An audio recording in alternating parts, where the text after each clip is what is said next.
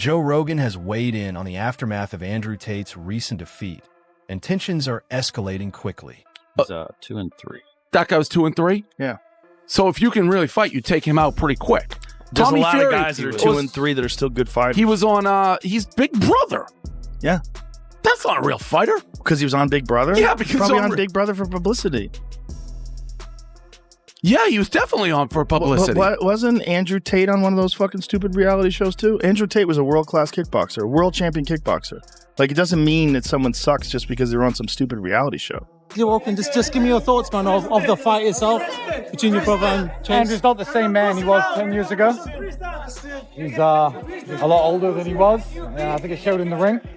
You know, I respect him a lot for getting in there and trying, and I love him, and I support anything he wants to do in the future. Is it fair to say that the greatest fraud check of all time happened on Saturday when Andrew Tate lost to Chase DeMoore? If you wrap in the persona part of Yes. it, then yes, like that's pretty This might be the quintessential fraud check. If there was any sort of doubt about him winning, he should have never taken this fight. And now he's going online and he's doing the babyface thing of like, you have to live, and I'd rather try and fail. No, that's not who you are. Your persona has nothing to do with failure. Your persona is about winning. Your persona is about achieving wealth and success. Your persona is not about trying, and hey, if you don't succeed, you gave it the old college try. That is the antithesis of everything that you have spewed over the past 5 or so years. Miss me with the like, I'm proud of myself for trying, and I went in there against the champion who's really good. No, you didn't. You went in there and you looked awful and you failed. And so just be honest about that,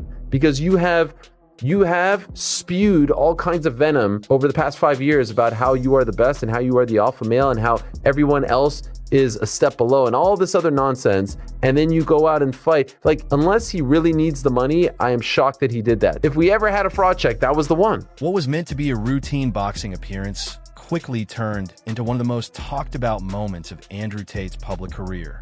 Tate faced off against Chase DeMoore, delivering his usual confident pre-fight talk, only to leave the ring with his first professional loss. On top of that, a concerning injury has ignited widespread debate in the combat sports community. The fight itself was slower and messier than many expected, especially from someone known for discipline, conditioning, and mental toughness. Tate started strong, but by the second round, his energy visibly dropped, his movement slowed, and DeMoore began to dominate. By the final bell, Tate had no clear answer, and the judge's decision mirrored what fans saw in the ring. However, the controversy didn't end with a loss. Tate explained afterward that he grew fatigued in the second round, yet insisted he doesn't make excuses for his performance. It's time to break down the great cope session of Andrew Tate. I've been making these videos for many years, breaking down the excuses that UFC fighters make after a loss for the world championship. And I never thought I'd be making one about Andrew Tate, but here we are, and it might just be the worst, most embarrassing thing I've ever had to break down. This is insane to me. He blamed God at one point in this. I know some religious people like to put their win or loss in the hands of God, but he sounded an awful lot like he was just blaming God for his loss at one point during this video, and there's so much more to it. My main takeaway is this. He's talking about this like he stepped up on 2 days' notice to fight prime John Jones in the UFC and came up short. If Volkanovski was saying some of the things that Tate says in this video after he took the Makhachev rematch on short notice across the world upper weight class when he knows he shouldn't have, I'd understand those takes, some of them. But Tate is talking about this little gimmicky layup Chase DeMoore fight like it's some kind of world championship defeat. Very, very embarrassing. And you can tell by the end of this, he's truly broken by this reality, even though he puts up a good front at the start. So we're going to go through the opening moment here. You know, I've seen Andrew fight 86 times. I've been in his corner every time. I'm proud of him for taking on this challenge. As Andrew said, time is the fire in which you will burn. He's not the same Andrew Tate I remember from 10 years ago. You know, maybe there'll be some more fights for him in the future, maybe not. Fights for you? That's all. We'll see. Luke, what do you think? I'm gonna enjoy Christmas. And 10 years out, 40 years old, Gave it my all, but he's tough. I don't know what to say. He's really tough. Congratulations to him. Do you think we'll be able to see you in here again? Yeah, I'm going to have to go back, watch the fight, make a decision, but Chase deserves this win. I'm really happy for him, genuinely.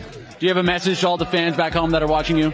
It's better to try and lose than not try at all. Thank you very much. Tate then seemed to contradict himself again, claiming the fight didn't fully reflect his true ability. The reaction online was immediate and intense. This is the same Andrew Tate who once built his brand around winning, dominance, and absolute certainty. For many, his loss wasn't just surprising. It was an invitation to criticize him harshly. Joe Rogan weighed in on this contradiction, noting that the real story isn't just the defeat itself, but how Tate is handling it in real time. Rogan emphasized a point many overlook. Processing setbacks doesn't always look polished. Some people spiral, some deflect, and some speak before they fully absorb what happened. Where he starts talking about things, and then we're going to get to some of the crazier bits, because it's going to build. His demise, his facade of being okay with this loss will shatter at some point along this video. So I want you guys to be along with the journey, okay? I want you guys to be along with me for the journey of Andrew Tate's mask breaking as we go through this. I didn't have a Christmas or a New Year planned. I didn't have anything in my head after this fight. My life ended on December 20th. You can say that again, okay? Listen, I'm just gonna let him speak. You can say that I think he might be done after this, but it's okay. And now my life has begun again. It's a unique position to be in. People are saying, oh, what about Christmas? I'm like, oh yeah, Christmas. I forgot about Christmas. And I forgot about New Year. I forgot about everything. I only had one singular focus. I was just worried about this fight. Chase DeMoore in a Misfits boxing match. You're going to get what I'm saying here about, buddy, you ain't fighting John Jones in his prime for the world championship, okay? You're going to understand where I'm coming from the more he delves into his psyche about this loss. And I actually wish, for his sake, he would have said, I should have taken it more serious. Because if he was taking it so serious as to there being nothing after this date for him in his life whatsoever, and that's what he came up with, it was an embarrassing performance. It wasn't just about him gassing out. It was about him looking absolutely abysmal at striking. He looked like an influencer who picked up combat sports for a 6-week training camp and went out there and had a go at it. And he's been living this life of like, I'm a world champion at this and that. I don't think that's the case. You know what I mean? We go to 013-51 of his little fucking Rumble show here. The best thing about this fight was that I got to spend the last 4 months with only one thing to think about. I got to be with Amir, my coach, every single day. 4 months with his coach every single day, 2 rounds of cardio. It's tough. That's 6 minutes. Fair play to Chase DeMoore, because I think people, I said to a few people that I thought Chase DeMoore could beat Tate, Andrew Tate, and they'd be like, no, Andrew Tate will win. Andrew Tate will be easy. And I was like, trust me, Chase could do it. Chase could do it, man. Because Chase is awkward. That's what people don't understand. When you got, I don't know how tall he is, 6'5", 6'4". If you've got someone like that in front of you, and they're awkward with it, they're very difficult to fight. And that's why Andrew Tate couldn't do anything. You know, I mean, I don't think Andrew Tate looked great anyway, but when you add that to how awkward Chase is, then it's going to be a hard night's work.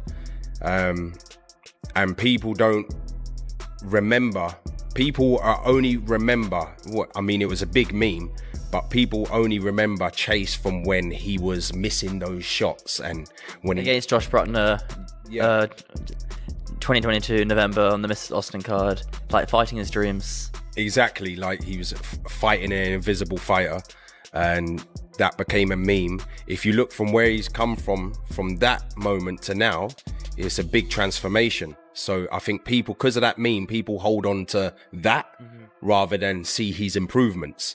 You know, I'm not saying he's the finisher arc or anything like that, because he's still new to boxing. He still needs to learn great fundamentals and keep improving every time. But it's been a good journey. And that's exactly the impression this situation gives. But the reaction is split. On one side, critics argue that Tate revealed his vulnerabilities. The explanation about cardio suggests he wasn't fully prepared, and some say he talked himself into a corner he couldn't escape, shattering the invincible persona he had cultivated for years. That on the other hand, an unexpected perspective emerged. Many people found a new level of respect for Tate because he didn't have to step into the ring at all. He didn't need the money, the attention, or to risk his reputation in a legitimate combat sport, but he did. If you sit and say, I'm going to try this thing, and I know I'll succeed, and everybody is going to say good things about me. So to make sure that happens, I'm going to cheat, or I'm going to be underhanded. I'm going to do some sneaky shit, because I need these people to say good things about me. They already fucking own you. This isn't a lesson to be learned. You didn't need to cheat by hopping on roids or something to beat. You shouldn't have had to beat Chase DeMoore, Andrew Tate. Now I'm speaking to Andrew Tate as the real fighter I considered him to be. If you think you need to do these underhanded, cheaty things to get it done just because of what people are going to say, then they own you. Like, the only reason he lost this is because he just refused to hop on the sauce and cheat his way through this. He tried to do it the real way, and that's why you're all laughing at him? No, we're laughing because you look like shit and like you couldn't throw a fucking punch. I used to think, say what you want about Andrew Tate, he'd fuck you up. Now I don't know. Now I just don't fucking know. Even KSI, Jake Paul, calling him out in the early days, a couple of years ago. Logan Paul and Jake Paul calling out him and Tristan. The comments used to be saying, they wouldn't call out real fighters. You know, people forget, man. Andrew Tate and Tristan Tate are real fighters. They want to watch themselves before they call out them. Now it would be different. Now I think the narrative would be, man, Andrew Tate don't want nothing to do with Jake Paul. If Andrew Tate fought KSI, it'd be flatlined. This isn't what we're not mocking you because you refuse to hop on the sauce to beat Chase DeMoore. You should have just looked a bit better at fighting against him. You look like a pansy out there. That's the critique we have. Test him the way he needed to be for this fight, and he's baffled as to why he gassed when the reality is his legs went, his arms went, because there was a lot of clinching. Chase was bigger than him, and Tate threw a lot of power punches, and he struggled to land them. He didn't see a lot of that in camp, clearly. Made it an ugly fight. Chase is a strong athlete, and he kind of bullied Andrew. He didn't get bullied in camp. Or he's trolling, and I don't know which one it is. And I took this fight knowing it was a risk. Guys, I could have fought a tin can. I could have fought an idiot, and everyone would say, top G, top G, top G. I could have fought some nobody and beat up some nobody. But what's the point in that? He called Chase a nobody and an idiot before they fought. I mean, again, it just writes himself. What's the lesson in that for me? Where's the lesson in that for you? I put it on the line. I get in the arena. Everyone with an opinion is on the sidelines. Imagine living a life where you're so afraid of loss that you never get to win. You sit in the corner as a coward, writing Twitter comments at people who take risks you will not take. But he don't care about it, y'all. He don't care. If he would have come on here and been like, you know what, I'm fucking pissed off at people talking shit, then I would respect this a lot more. You can't come on here and talk about, oh, I don't care about what people got to say, and then go on a diatribe about what people got to say, dude. You can't. Napoleon is in the history books. He lost battles. He lost to Chase DeMoore. I'm playing. And you have to know that, and you accept that when you agree to take the risk in the first place. Facts. I agree. And that is the barrier that prevents most people from getting anywhere. The what if I lose? I just lost in front of the world. Mm-hmm. Got paid $20 fucking million fucking dollars. I'm fine. And immediately, dude. Immediately, I lost in front of the world. And instead of being like, boom, end the video, I'll move on, I'll get better, I'll come back stronger, he's like, by the way, though, got paid more than you ever will. I don't care about what you think, though. Oh, my God. I don't know why I found that so. $20 million. That's a lot, dude. That is crazy money. Shout out to him, dude. Life-changing for most of us. Probably not for Andrew Tate. I'm still waiting on what would have happened should he have won to change his life, because that's what he said. The big question now, what's next for Tate? Will he return to the ring, rematch Chase DeMoore, improve his conditioning and come back sharper, or aim for an even bigger name, KSI, Logan Paul, or Jake Paul? Using this defeat as a springboard for a redemption arc? Combat sports have a long history of celebrating comebacks. Andrew Tate may have lost, but the story is far from finished. How he responds could very well shape the next chapter of his entire legacy.